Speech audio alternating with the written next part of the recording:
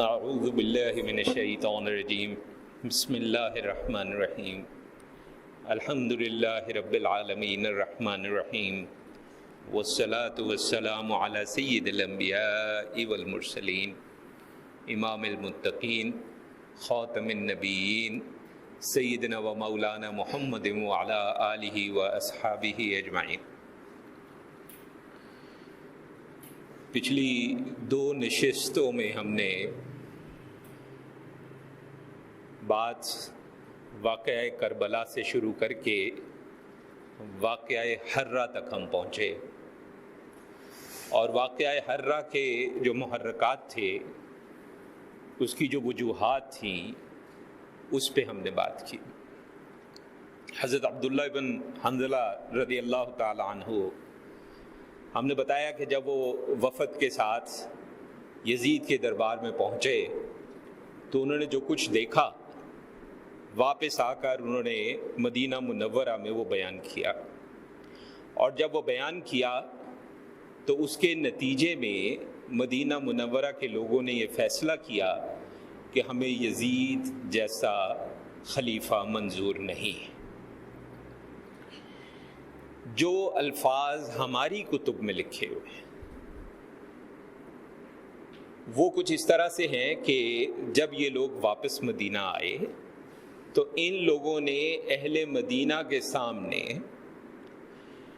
یزید کو سب و شتم کرنا شروع کیا۔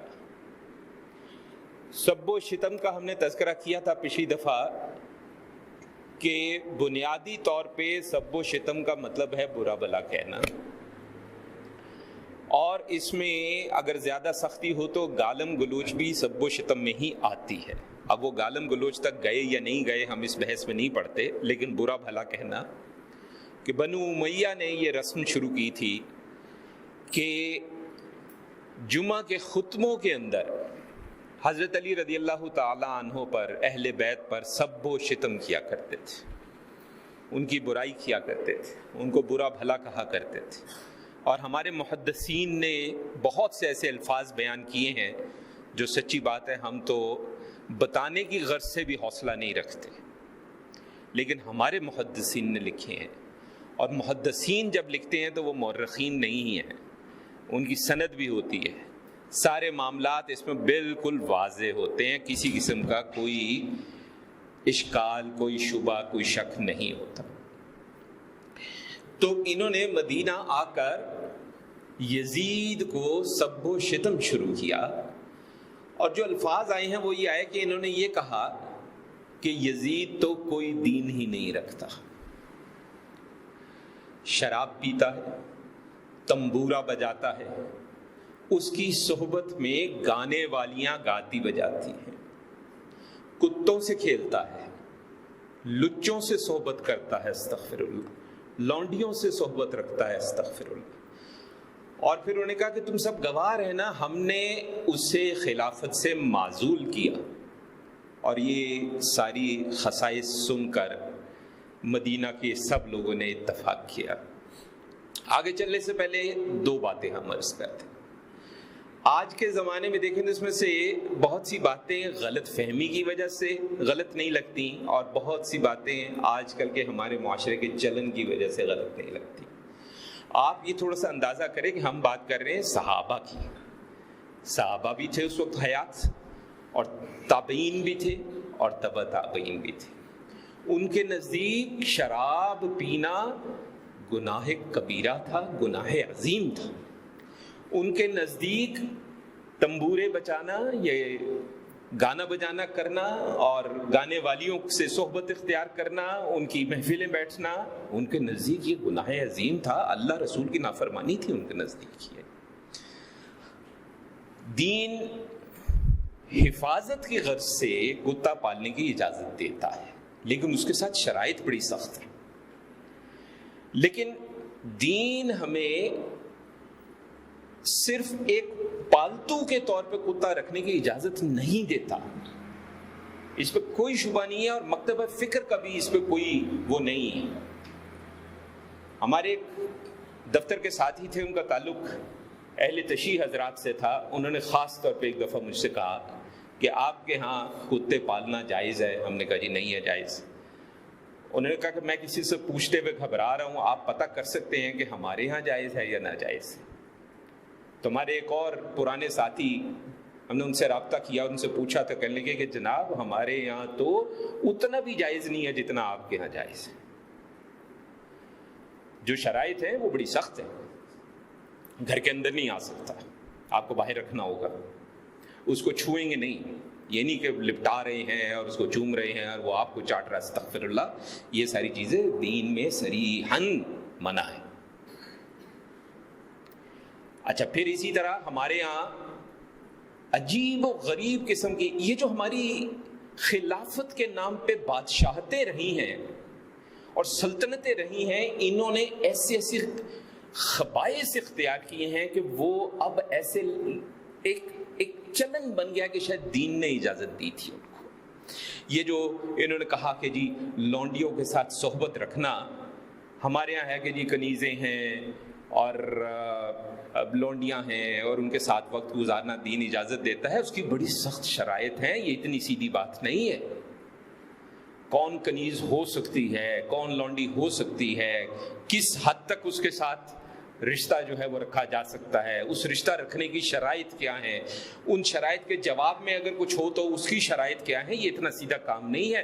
یہ ان سلطنتوں نے اپنی خباثتیں دکھا دکھا کر یہ حال ہمیں پہنچا دیا ہے کہ ہماری عوام بھی یہی سمجھتی ہے کہ شاید دین نے تو غلام بھی جتنے مرضی رکھ لو، لونڈیاں بھی جتنی مرضی رکھ لو، کنیزیں بھی جتنی مرضی رکھ لو، یہ اتنی سیدھی چیز نہیں ہے۔ جو ہمیں بتایا جاتا ہے، یہ جو ہم دیکھتے ہیں، جو سنتے ہیں، یہ سب جھوٹ کا پلندہ ہے، یہ دین اسلام پہ الزام ہے، اللہ پہ الزام ہے، اللہ کے رسول صلی اللہ علیہ وسلم پہ الزام ہے۔ وہ پھر فوراً کہیں گے جی حضور صلی اللہ علیہ وسلم کی فلاں باندھی تھی، فلاں صحابی کی فلاں باندھی تھی، فلاں کنیز فلاں جنگ میں آئی تھی۔ تفصیل کون کنیز بن سکتی ہے، اس کے ساتھ کس قسم کے شرائط ہیں، اس کی کوئی بات ہی نہیں کرتا، اور وہ اتنی سخت ہیں کہ وہ صحابہ ہی تھے جو کر جاتے تھے، ہم میں تو میں نہیں سمجھتا کہ کوئی اتنا بھی ہوگا کہ ان شرائط کو پورا کر سکے۔ یہ صرف اور صرف شیطان اور یہ ان سلطنتوں کی جنہوں نے خباثتیں پھیلا پھیلا کے دین کا بیڑا غرق کیا، یہ ان کا کمال ہے۔ بنو امیہ ان میں شامل ہیں، بنو عباس ان میں شامل ہیں، بڑی حد تک عثمانیوں نے بھی اس پہ بڑا جو ہے وہ کردار ادا کیا ہے۔ بہرحال اب یہ ہوا کہ حسین رضی اللہ تعالیٰ عنہ جب شہید ہو گئے تو عبداللہ ابن زبیر رضی اللہ تعالیٰ عنہ نے خطبہ دیا۔ اس خطبے کے الفاظ ہماری کتب میں موجود ہیں، اور وہ خطبہ جب سنا لوگوں نے تو لوگ ان کے ساتھ اکٹھے ہونے شروع ہو گئے۔ آپ مکہ مکرمہ میں تھے اور بے تحاشا حامی آپ کے ساتھ اکٹھے ہو گئے، اور مکہ کا مکمل ایک طرح کا نظم جو تھا وہ آپ کے ہاتھ میں آ گیا۔ لیکن ابھی تک آپ نے خلافت کا دعویٰ نہیں کیا تھا۔ یہ لوگ کہتے ہیں جی انہوں نے وہاں خلافت کا دعویٰ کر دیا، ادھر حسین نے کر دیا وغیرہ وغیرہ، یہ سب غلط باتیں، اس طرح نہیں۔ انہوں نے اس وقت تک خلافت کا دعویٰ نہیں کیا تھا، انہوں نے امام حسین رضی اللہ تعالیٰ عنہ کی شہادت تک خلافت کا دعویٰ نہیں کیا تھا۔ یہ بات کی بات ہے۔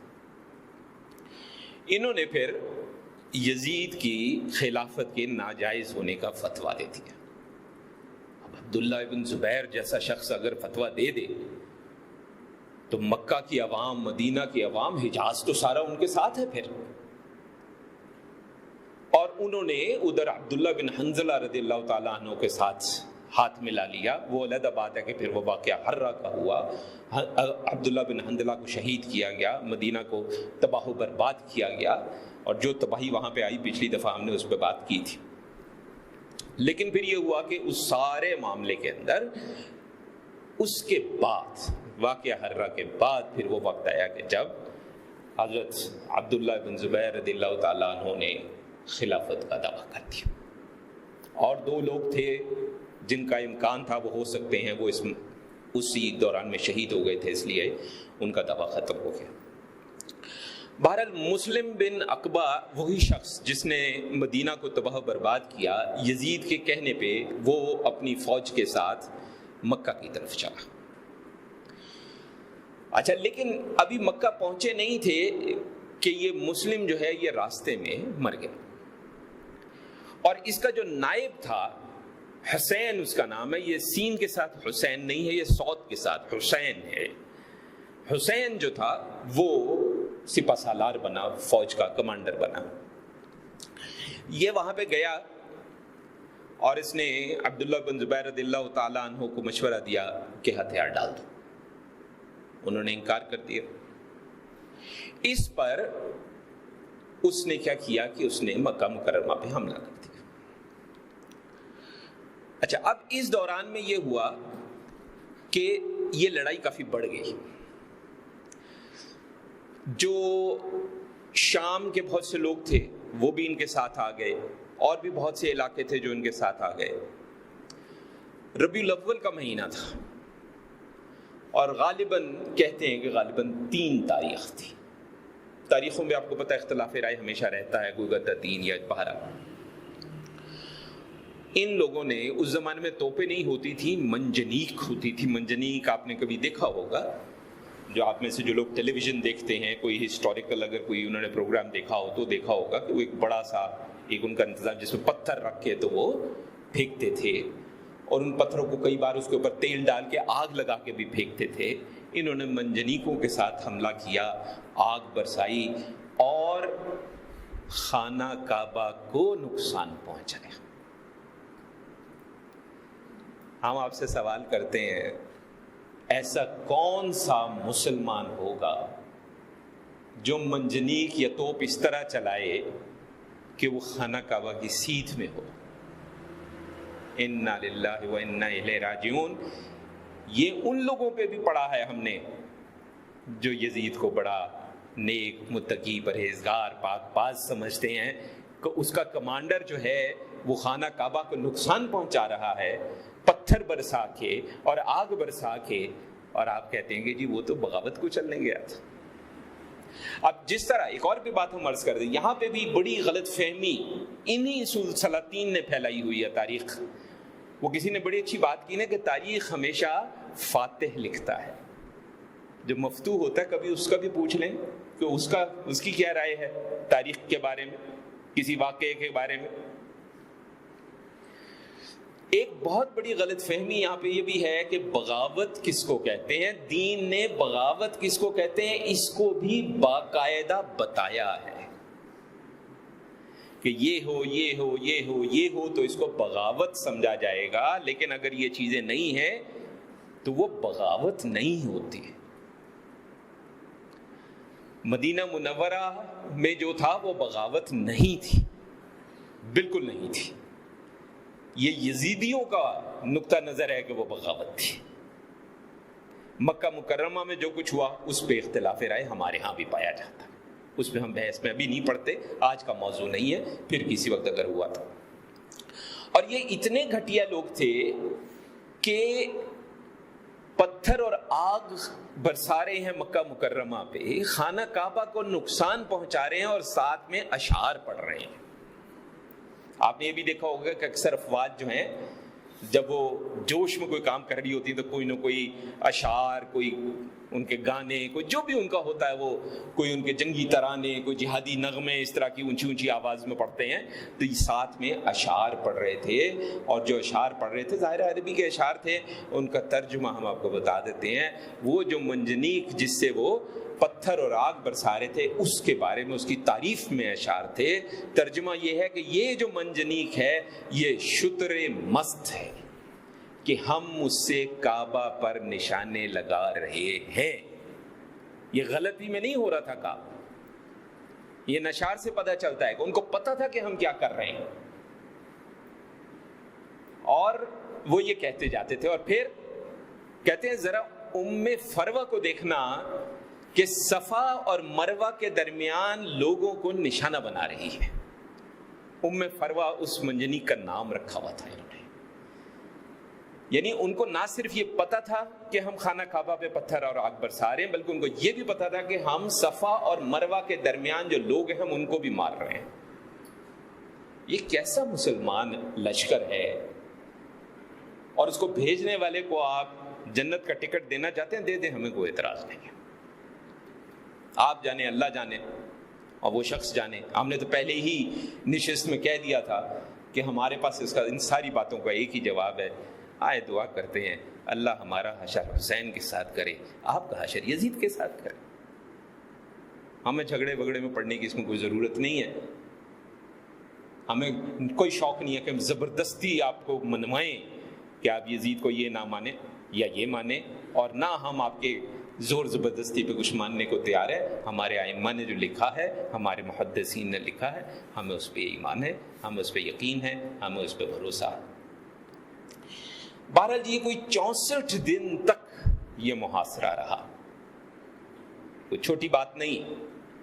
اور 64 دن کے محاصرے کے بعد اچانک خبر ملی کہ یزید مر گیا. اب جب یزید کے مرنے کی خبر ملی تو اب مسئلہ یہ تھا کہ اب کیا کیا جائے. اب اس نے کیا کہ وہ جو کمانڈر تھا اس نے ابن زبیر رضی اللہ تعالیٰ عنہ کے ساتھ مذاکرات کی کوشش کی, کچھ شرائط پیش کی کہ یہ جو شرائط ہیں یہ شرائط آپ مان لیجئے تو ہم واپس چلے جاتے. ابن زبیر رضی اللہ عنہ نے انکار کر دیا وہ شرائط ماننے سے. وہ شرائط بھی بڑی عجیب و غریب سی ہیں, بہرحال اس بحث میں ہم نہیں پڑھ رہے. اچھا, جب وہ بھی انکار ہو گیا اور اس نے یہ بھی دیکھ لیا کہ 64 دن سے میں خانہ کعبہ کو بھی تباہ کر رہا ہوں, لوگوں کو بھی مار رہا ہوں, محاصرہ میرا جو ہے وہ اسی طرح قائم ہے, کچھ ہو نہیں رہا, تو پھر وہ اسی طرح چل پڑا. اس نے کہا چلو ٹھیک ہے, چھوڑو واپس چلو. لیکن بات یہاں ختم نہیں ہوئی. لیکن چونکہ یزید مر گیا, ہم اپنی گفتگو اس سے آگے بھی نہیں لے کے جائیں گے, پھر کسی وقت اگر موقع ملا تو. بعد میں پھر دوبارہ ابن زبیر پہ حملہ کروایا گیا. وہ پھر ایک بڑا لمبا چوڑا قصہ ہے, اس میں ابن زبیر ہار گئے. پھر ان کے جسم مبارک کے ساتھ کیا سلوک کیا گیا, کس طریقے سے وہ سارے معاملات, وہ علیحدہ ہے, اس کو ہم پھر کسی وقت انشاءاللہ جب سبب ہوا, موقع ہوا تو انشاءاللہ بات کریں گے. ابھی ہم اپنے اس پہ رہتے ہیں آج کی گفتگو پہ. اچھا, اب اس میں ہوا یہ کہ اب چونکہ آپ نے خلافت کا دعویٰ کر دیا تھا تو آپ کی حاکمیت کو حجاز نے قبول کر لیا, یمن نے قبول کر لیا, مصر نے قبول کر لیا, عراق نے قبول کر لیا, فارس نے قبول, کچھ اضلاع نے کر لیا, کرمان کے کچھ اضلاع نے کر لیا, اور کچھ اسی طریقے سے ان علاقوں نے کر لیا. لیکن ظاہر ہے کہ شام کے بہت زیادہ علاقے جس کے اندر وہ سارے جہاں پہ یزیدی, اب تو خیر وہ مر گیا تھا ظاہر ہے, وہ سارے تھے, تو انہوں نے نہیں مانا. یزید کے مرنے کے بعد یزید کے بیٹے معاویہ ابن یزید کو تخت پہ بٹھایا گیا. وہ سمجھدار بچہ تھا, ہم اس کا ادب کرتے ہیں. وہ اس نے بیٹھنے سے انکار کر دیا. کچھ دن بیٹھا, یا شاید ہفتے بیٹھا, یا شاید مہینے بیٹھا, اب ہمیں اصل بات یاد نہیں ہے, ہم دیکھنے کا موقع نہیں ملا. لیکن کچھ وقت وہ بیٹھا, پھر وہ پیچھے ہٹ گیا. اس نے بہت سی باتیں کہیں, اپنے باپ کے بارے میں کہیں, بنو امیہ کے بارے میں کہیں, اپنے پیچھے ہٹنے کی وجوہات بیان کی. لیکن اس نے ایک اور بات کی, اللہ تعالیٰ اس کو اجر دے, اور اگر اس کی کوئی کوتاہیاں ہیں تو اس کو معاف کرے. اس نے کہا کہ اگر تم چاہو تو میں کوئی مضبوط شخص اپنی جگہ پہ یہاں پہ چھوڑ دیتا ہوں, جیسے صدیق اکبر نے عمر فاروق کو رکھا تھا رضوان اللہ تعالیٰ علیہ. پھر کہنے اگر تم چاہو تو میں 6 لوگوں کی شورا دے دیتا ہوں, جیسے عمر رضی اللہ تعالیٰ عنہ نے کیا تھا, کہ ان میں سے کسی کو خلیفہ چن لیا جائے. لیکن اس نے پھر ایک اور بات کی. اس نے کہا کہ لیکن تم میں اس مناسب حال کو میں نہیں سمجھتا کہ کوئی شخص ہے, اس لیے میں امارت کا معاملہ جو ہے تم پہ چھوڑتا ہوں, جو تمہیں مناسب ہے اسے اپنا امیر بنا لو. وہ پھر ممبر سے اترا اور اتر کے وہ گھر چلا گیا, اور ہماری کتب میں لکھا ہے کہ وہ گھر سے پھر کبھی باہر نہیں نکلا, وہیں فوت ہو گیا. ایک رائے یہ کہی جاتی ہے کہ اس کو زہر دیا گیا تھا, کہ اس نے باتیں ایسی کی تھیں کہ خدشہ تھا کہ اگر یہ باتیں جو ہے وہ عوام تک نکلی تو کہیں معاملات خراب نہ ہو جائیں. ایک رائے یہ ہے کہ ان دنوں تعاون وغیرہ پھیلا تھا, تو اس میں اسی طرح یزید کے معاملے میں بھی مختلف قسم کی آراء ہیں. جو یزیدی مخلص لوگ ہیں وہ یہ کہتے ہیں کہ جی وہ جیسے کہتے ہیں نیچرل ڈیتھ مرا تھا, قدرتی جو طریقہ تھا اسی طرح سے مرا تھا. ایک دوسری رائے بھی موجود ہے, ایک تیسری رائے بھی موجود ہے. وہ دوسری تیسری رائے جو ہے دونوں انتہائی شرمناک وہ واقعات ہیں جو بیان کیے جاتے ہیں, وہ اللہ بہتر جانتا ہے. اب معاملہ یہ ہے کہ بنو امیہ میں 3 لوگ ایسے ہیں جن کا ہم بہت ادب کرتے ہیں. ایک حضرت عثمان رضی اللہ تعالیٰ عنہ، خلیفہ راشد، خلیفہ سوم، حضرت عمر کے بعد جو تشریف لائے، ان کا تعلق بھی بنو امیہ سے تھا. ایک اس شخص معاویہ بن یزید کا ہم ادب کرتے ہیں کہ اس نے حق کا ساتھ دیا، سچی بات کی.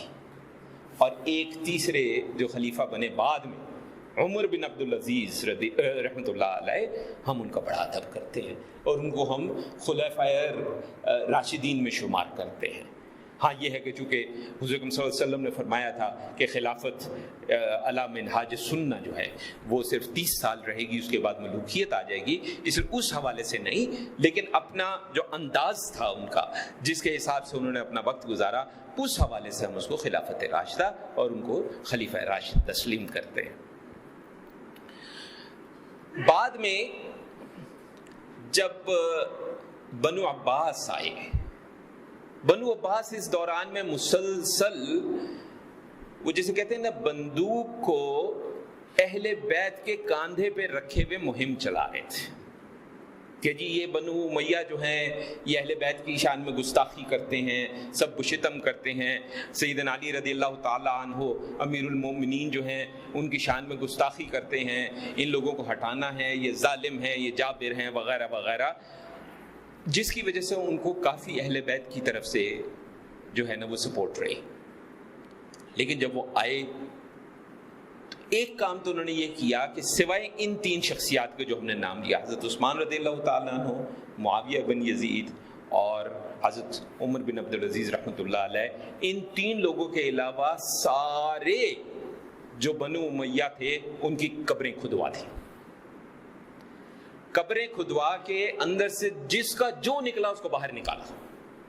آج جو یہ کئی آپ کو یوٹیوب میں ملتے ہیں نا، یہ دیکھیں جی یہ یزید کی قبر ہے، یہ دیکھیں جی یہ ہشام کی قبر ہے، یہ دیکھیں جی ولید کی قبر ہے، وہ قبر پھر خالی ہوگی اگر ہوگی تو، کیونکہ جو انہوں نے کیا وہ بڑا عجیب ہے. اس میں صرف ہشام ایسا تھا جس کے تھوڑا بہت جسم تھوڑا سا ٹھیک تھا، چہرہ خراب ہونا شروع ہو گیا ہوا تھا وہ، لیکن باقی جسم تھوڑا بہت ابھی جسم تھا. باقی کسی کی کوئی ہڈیاں نکلیں، کسی کے کوئی کپڑوں کی لیریں نکلیں، کسی کے کوئی دھاگوں کی لیریں نکلیں، وغیرہ وغیرہ، اور یہ ہمارے مورخین نے بھی لکھی ہیں بات. ہشام کی قبر کو کھود کے جب اس اندر سے جسم مل گیا تو جسم کو انہوں نے لٹکایا، پہلے اس کو کوڑے مارے، کوڑے مارنے کے بعد اس کو جلایا، جلانے کے بعد ہتھوڑے مار مار کے اس کا ہڈیوں کا چورا بنایا، اور پھر چورا بنانے کے بعد اس کو ہوا میں. اسی طرح باقی تمام بنو امیہ کی قبروں میں سے بھی جو جو نکلا اس کو انہوں نے اسی طرح جلا کے راکھ کیا، اور اگر ہڈیاں تھیں تو ان کو توڑ کے چورا کیا، اور اس کے بعد انہوں نے، یعنی دیکھا جائے تو سوائے بنو امیہ میں ان 3 حضرات کے کسی کی قبر میں کچھ موجود نہیں ہے، وہ صرف نشان ہیں اگر ہیں تو. کہتے ہیں جی یہ یزید کی قبر ہے، یہ ہشام کی ہے، یہ ولید ہے، یہ سلیمان ہے. عمر بن عبدالعزیز اگر خلافت سے پہلے کی بات کریں تو وہ شہزادوں کی طرح رہتے تھے. جب خلافت والا معاملہ آ رہا تھا تو ایک عالم دین جنہوں نے غالباً سلیمان بن عبد الملک تھا ان سے پہلے، ان کی بیگم کا بھائی تھا، اس نے کہا کہ جی سب کو اکٹھا کیا جائے، میں جو خلفاء ان کے نام، تو ان کا نام بھی انہوں نے سجیسٹ کیا، انہوں نے کہا کہ جی مشورہ دیتا ہوں ان کا نام بھی لسٹ میں رکھیں آپ. پھر باہر آئے تو باہر آ کے انہوں نے کہا، بڑے نیک پرہیزگار عالم دین تھے، یہ اس طرح کے کرائے کے مفتی نہیں تھے جنہوں نے یزید کے لیے فتویٰ دے دیا تھا حسین کے خلاف یا اہل بیت کے خلاف، باقی بنو بڑے ایماندار پرہیزگار آدمی تھے.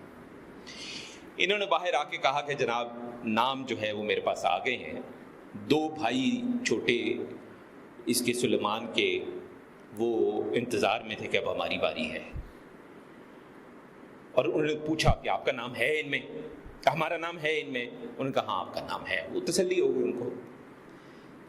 پھر عمر بن عبدالعزیز نے کہا سنو، اگر میرا نام ہے تو مجھے بتا دو، میں جا رہا ہوں، مجھے منظور نہیں ہے، اور اگر میرا نام نہیں ہے تو مجھے بتا دو، میں یہاں رکتا ہوں. انہوں نے کہا نہیں آپ کا نام نہیں ہے، حالانکہ سب سے اوپر انہی کا نام تھا۔ وہ عالم دین کہتے ہیں، ان کا بیان موجود ہے ہماری کتب میں، کہتے ہیں میں اپنی زندگی میں صرف ایک جھوٹ بولا ہے، جب میں نے عمر کو کہا کہ تمہارا نام نہیں ہے، ورنہ اس کے علاوہ میں نے اپنی زندگی میں کبھی کوئی جھوٹ نہیں بولا۔ جب انہوں نے کاغذ کھولا اور نام پڑھے تو پہلا نام عمر بن عبدالعزیز کا تھا۔ عمر بن عبدالعزیز غش کھا کے بے ہوش ہو کے گر گئے، اور جب ان کو تخت پہ لے جایا جا رہا تھا، جوان آدمی تھے، ان سے چلا نہیں جا رہا تھا، دو آدمی ان کے بازو کاندھے پہ رکھ کے ان کو گھسیٹتے ہوئے تخت پہ بٹھانے کے لیے لے جا رہے تھے۔ ان میں اتنی ہمت نہیں تھی کہ وہ تخت پر بیٹھتے، اور تخت پہ بیٹھے ہیں تو اس کے بعد ان کا جو انداز تھا وہ جو شہزادوں کی طرح جیتا تھا،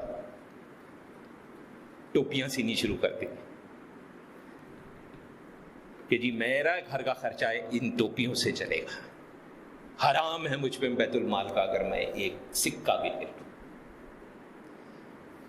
اور آفرین ہے ان کی بیگم پہ، جس کا باپ خلیفہ رہا، جس کے دو بھائی خلیفہ رہے، جس کا شوہر اب خلیفہ ہے، اور جس کے دو بھائی بعد میں خلیفہ بنے۔ آفرین ہے اس عورت پہ کہ اس نے اپنے شوہر کا ساتھ دیا، اور وہ غربت میں اس نے باقی ساری اس شہزادی نے زندگی گزاری۔ لیکن یہ بنو عباس نے بھی بڑا ظلم کیا۔ جب یہ آئے یہ اہل بیت کے کاندھوں پہ بندوق رکھے تھے، بندوق تو اس وقت نہیں ہوتی تھی، آپ ہمارا مطلب سمجھ ہی رہے ہیں، لیکن آنے کے بعد انہوں نے جو اہل بیت پہ ظلم کیا، بظاہر یہ ان کے ساتھ تھے، بڑا ان کا ادب احترام بھی تھا، لیکن حقیقت ہے کہ بنو عباس کے دور کے اندر ہمارے ائمہ اہل بیت جتنے بھی تھے وہ سب شہید کیے گئے، ان میں سے کوئی ایک بھی عام طریقے سے اس دنیا سے نہیں گیا۔ اور یہ بات ان سے پیچھے بنو امیہ نے بھی کی۔ حضرت علی شہید ہوئے، حسن شہید ہوئے، حسین شہید ہوئے، زین العابدین شہید ہوئے، امام باقر شہید ہوئے، جعفر صادق شہید ہوئے، عسکری شہید ہوئے۔ سارے ائمہ اہل بیت، چاہے وہ بنو امیہ کے دور میں تھے، چاہے وہ بنو عباس کے دور پہ تھے، وہ سب شہید ہوئے، ان میں سے کوئی بھی عام زندگی، عام موت نہیں گیا۔ ہاں یہ ہے کہ انہوں نے بڑے طریقے سے کام کیا، وہ بظاہر ان کے ہمدرد رہے، ان کے ساتھ ساتھ چلے، ان کا ساتھ دیا، مگر اندر ہی اندر وہ جڑے بھی کاٹتے رہے۔ تو اللہ تعالیٰ ہمیں فہم عطا فرمائے۔ ہماری تاریخ بہت کڑوی ہے، بہت کڑوی ہے۔ وہ جو ایک مصرع ہے غالباً اقبال کا ہے، رنگین کا، تو رنگین تو ہے تاریخ، لیکن ہماری تاریخ جو رنگین ہے وہ رنگین خون سے رنگین ہے، لال رنگ سے رنگین ہے، اس میں اور رنگ نہیں ہے۔ آپ حضرت عمر سے شروع ہو جائیے، عمر شہید، عثمان شہید، علی شہید، پھر صحابہ بے تحاشا سب شہید۔ اور بنو امیہ تو اتنے ظالم تھے، حجاج بن یوسف نے صحابی کو بلا کے اپنے سامنے ذبح کروایا تھا، اور ہم اتنے سادہ ہیں، ہم کہتے ہیں یار حجاج تو بڑا نیک آدمی تھا، اس نے قرآن پہ اعراب لگوائے تھے۔ قرآن پہ اعراب یزید کے دور سے شروع ہو گئے تھے، لیکن کوئی ایک، اگر یزید نے، اول تو اس کا کوئی ثبوت نہیں ہے کہ یزید کے کہنے پہ ہوئے تھے، ایک بہت بڑے عالم دین تھے اس وقت، انہوں نے کام شروع کیا تھا۔ حجاج بن یوسف کے بارے میں کہا جاتا ہے کہ اس نے خود بھی اس میں دلچسپی لی تھی، لیکن اگر کسی نے کوئی اتنا بڑا کام کیا بھی ہے، لیکن دوسری طرف وہ صحابہ کو شہید کر رہا ہو، مستند ائمہ کو شہید کر رہا ہو، تو پھر تو معاملہ اللہ کے پاس ہی۔ ہم تو نہیں سمجھتے کہ اتنے بڑے گناہ کرنے کے بعد خانہ کعبہ برباد کریں، مدینہ منورہ برباد کریں، اور آپ کہیں گے جی ہم نے قرآن پہ اعراب لگائے ہیں، تو ہمیں 10 دفعہ سوچنا پڑے گا۔ اللہ تعالیٰ ہمیں ہمت دے، حوصلہ دے اصل بات کو سننے کی، سمجھنے کی، اور اس کے مطابق جو ہے وہ اپنے معاملات کو سیدھا رکھنے کی۔ وصلی اللہ علی خیر خلقہ سیدنا و مولانا محمد وعلی آلہ و اصحابہ اجمعین برحمتک یا ارحم الراحمین۔